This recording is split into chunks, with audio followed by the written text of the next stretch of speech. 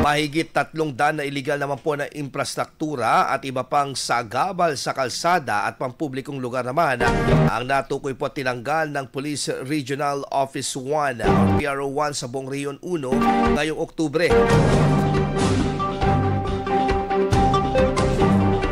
Batay po sa ulat ng PRO1, umabot po sa 309 na katao ang nahuli dahil sa pagtatayo ng mga istrukturang walang kaukulang pahintulot bilang bahagi ng pinaigting na operasyon para sa kaayusan at kaligtasan ng mga lansangan. Kaugnay nito ay pinagpatuloy pa rin ng mga otoridad ng operasyon laban sa iba pang mga paglabag sa lokal na ordinansa, kabilang ang paggamit ng karaoke na lampas sa tinakdang oras at paglabag sa curfew ng mga minor de edad. Nakapagtala rin ang PRO1 ng kabuang 20.8 million pesos na multa mula sa lahat po ng paglabag po sa batas at ordinansa sa buong rehiyon. Ayon sa PRO1, patuloy ang kanilang kampanya laban sa mga istrukturang nagdudulot ng abala at panganib sa mga kalsada upang matiyak ang kaligtasan at maayos na daloy ng trapiko sa mga komunidad.